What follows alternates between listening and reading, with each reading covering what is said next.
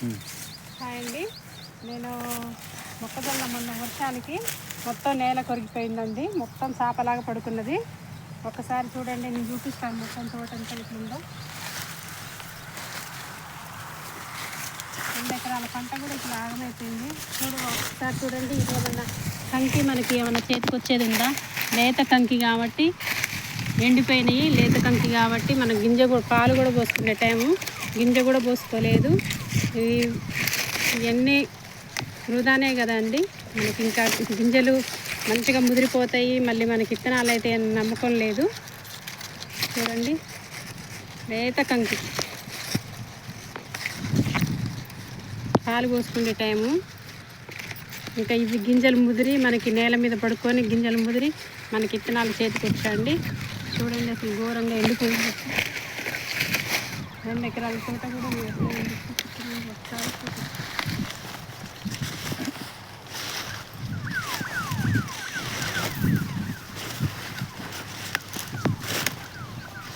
పంట పండిందిలే అని మొన్న దాకా చేసుకుంటాము మొక్కజొన్న చూసి, కానీ ఇలా అయింది. పొలం కూడా అలానే జరిగిందండి. పొలం కూడా మొత్తం నేల కొరిగిపోయింది. కోసే టైం వచ్చింది, మొత్తం పడుకొని ఉంది. వడ్లు కూడా ఫుల్గా రాలిపోయాయి పొలంలో. ఏ పంట చూసినా ఇలానే అయిపోయింది. ఇంకా రైతు ఎలా బాగుపడతాడు?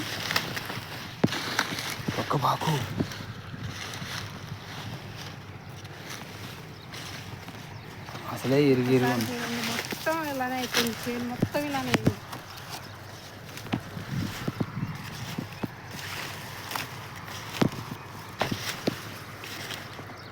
అసలు ఏమన్నా లేదు, ఏమన్నా మిగలేదు. వీళ్ళకి దూరంగా అయిపోయింది అంతా.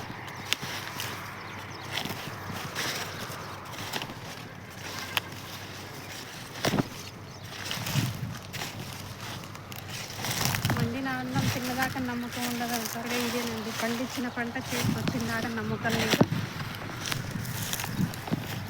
మొత్తం ఎండిపోయింది కూడా.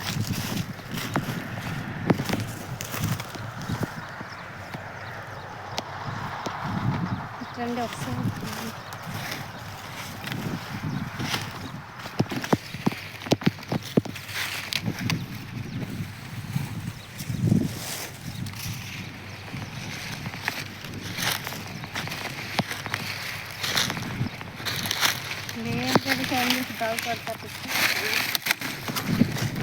మన ఒక్కళ్ళదే కాదు, ప్రతి ఒక్కరిది మొక్కజొన్న వేసిన ప్రతి ఒక్కరిది ఇలానే అయిపోయినాయి. పొలాలు కూడా అంతా పడిపోయినాయి. మా పొలం కూడా పడిపోయింది. వడ్లు మాత్రం ఫుల్గా రాలిపోయినాయి. చూడండి, కుళ్ళినట్టు అయిపోయింది, కింద పడిపోయింది కదా అంతా. గింజ ఇంకా పాల గింజ, మొత్తం గింజ కూడా ముదరలేదు. 10 రోజులు అయితే కొద్దిగా గింజ తయారయ్యేది.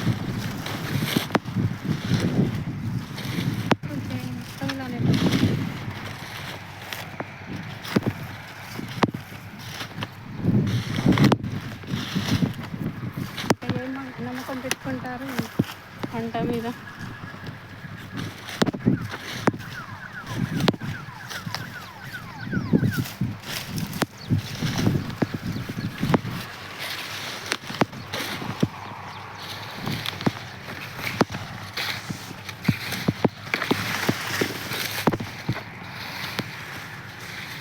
ప్రతి రైతుకి ఆశ పంట మీదనే ఉంటుంది, కానీ ఆ పంట చేతికి కూడా రావట్లేదు.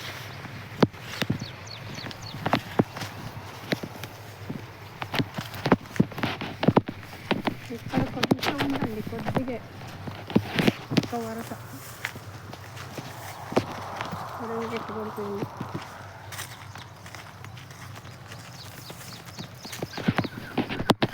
చివర్లు మిగిలినాయి కదా, చివరి కొత్తలు కొద్దిగా ఈ బాయిగడ్డ సాట్ వచ్చి కొంచెం చెట్లు అడ్డం ఉండి అక్కడ మాత్రం కొంచెం గాలి దొరలేదు, ఆగిపోయింది.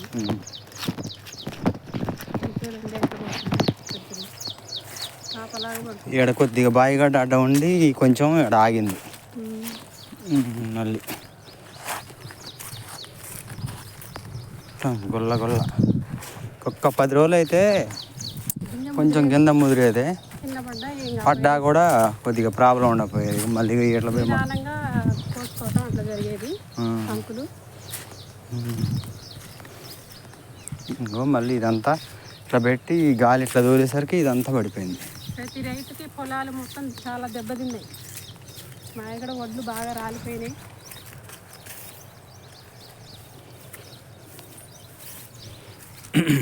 చూడు మొత్తం మళ్ళీ ఇదంతా పడతాయి.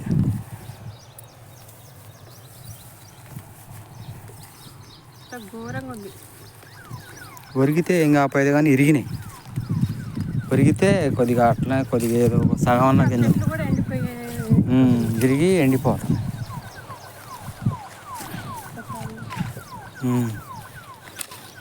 చేను మొత్తం పడిపోయింది.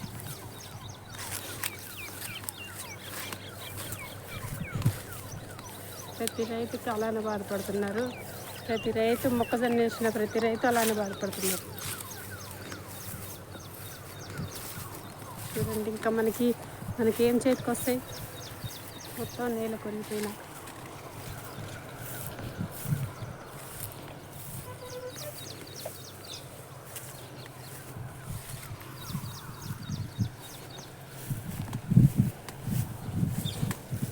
కష్టపడి చుట్టూ నెట్టు తెచ్చి కట్టి 3,000 రూపాయలు పెట్టి రైతే రాజు అంటారు. కానీ మనం ఏది నలుగురికి అన్నం పెట్టడానికి, మనం కడుపు నింపుకోవటానికి తప్ప అది ఇంకా మనం మాటలకే పరిమితం. రాజు అంటారు కానీ రాజు కాదు, ఏం కాదు అది. ఏంటంటేనే ఇక్కడ ఏం జరిగిద్దో కూడా తెలియదు. మొన్నటిదాకా చాలా హ్యాపీగా ఉండేవాళ్ళం. ఈ మనకు మొక్కజొన్న పంటకి కొంచెం డబ్బులు వస్తాయిలే, మన ఖర్చులు అవి ఇవి పెట్టుబడులు కానీ అవన్నీ మనకి కొద్దిగా ఆశ ఉండేది. ఇప్పుడు ఈ పొలంలో ఒడ్లు రాలిపోయినాయి, మొక్కజొన్న కింద పడిపోయింది, టమాటాకి దెబ్బ తిన్నాం, అన్నీ అలా అయిపోయినాయండి. ఇంకా రైతు ఏం బాగుపడతారు?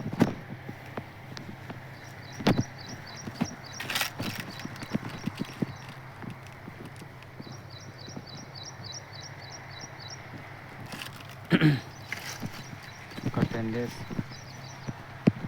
అయితే 10 రోజులు నెట్టయితే కొంచెం ముదిరేది, గింజ ముదిరేది, బాగుండేది.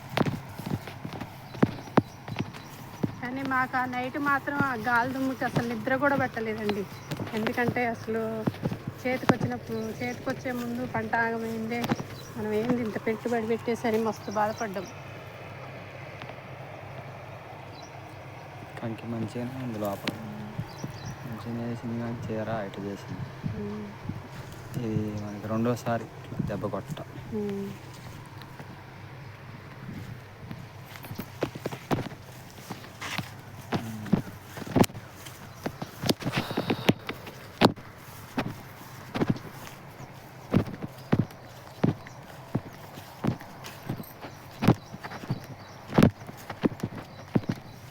చూసారండి ఎలా ఉందో రైతు పరిస్థితి ఒకసారి.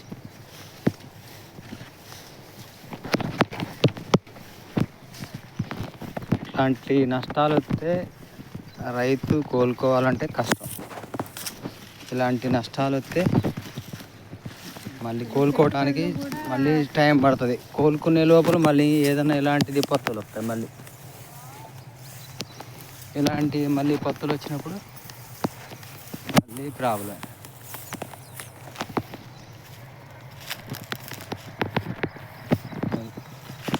ఎట్లా ఉంటుంది పరిస్థితి? ఇట్లా నష్టపోతుంటే రైతులు అప్పుల పాలే అవుతారు కదా. అప్పుల పాలు అయ్యే ఆత్మహత్యలు చేసుకునేది రైతు.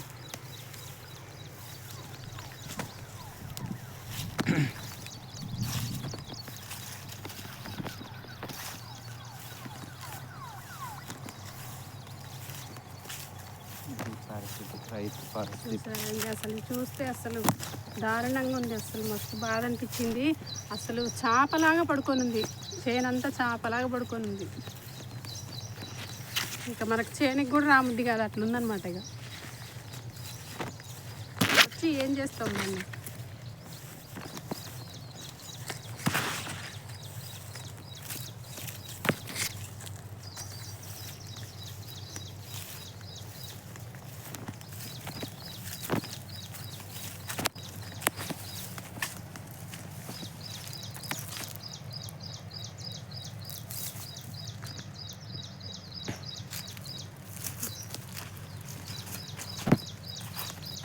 ఖర్చు పెట్టి నెట్ కట్టినాం, ఇది కూడా వేస్ట్ అయిపోయింది ఇప్పుడు.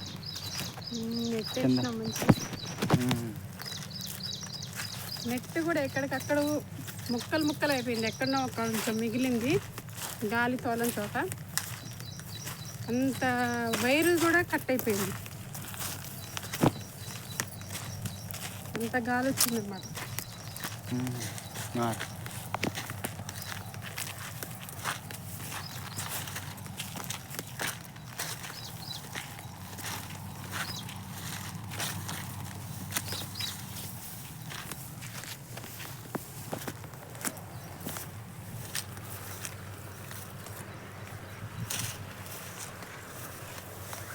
ఇలాంటివి జరిగితే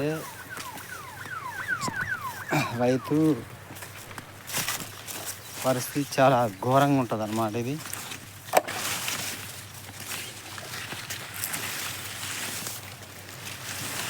భగవంతుడేమో ఇట్లా చేస్తుండు.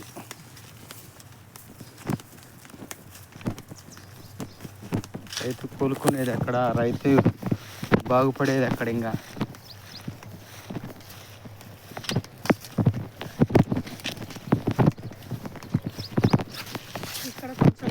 ఇక్కడ గడ్డ అడ్డం ఉండి ఇక్కడ కొద్దిగా అంత మిగిలింది. ఇక్కడ మళ్ళీ ఇక్కడ మొత్తం ఇదంతా పడిపోయింది.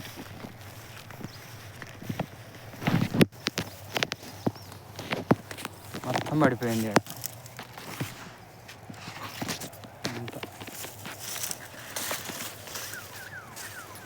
మూల వాటి నుంచి. రైతు వదులుకోలేరు కదా, వ్యవసాయం చేయాలి అనిపిస్తుంది, ప్రేమతో చేస్తాం. ప్రేమ కాస్త చూడండి లాస్ట్కి వచ్చేసరికి ఎలా ఉందో.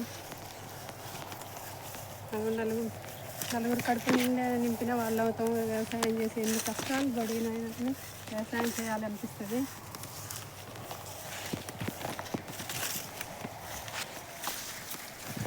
పంట పండించుకోరా అంటారు కదా, పంట పండిస్తున్నారు కదా, డబ్బులు వస్తాయి కదా అనుకుంటారు కదా. చూడండి ఎట్లా అయిందో లాస్ట్కి వచ్చేసరికి.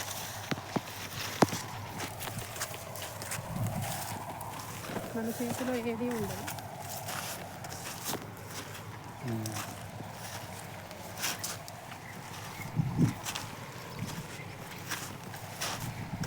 పెట్టి మూలవాటిన వచ్చింది.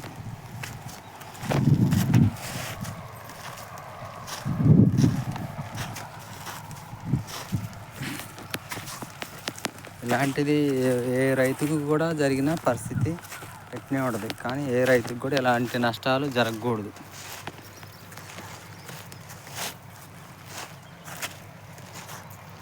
అప్పు తెచ్చి పెట్టుబడులు పెట్టి ఇలాంటివి జరిగితే ఖచ్చితంగా రైతు ఆత్మహత్యలు చేసుకోవడానికి బాగా అవకాశాలు ఉంటాయి. ఇట్లా జరిగితే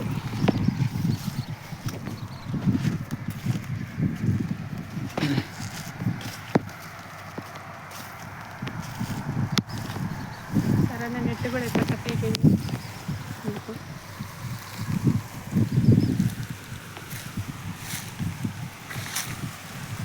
నెట్ మొత్తం పోయింది.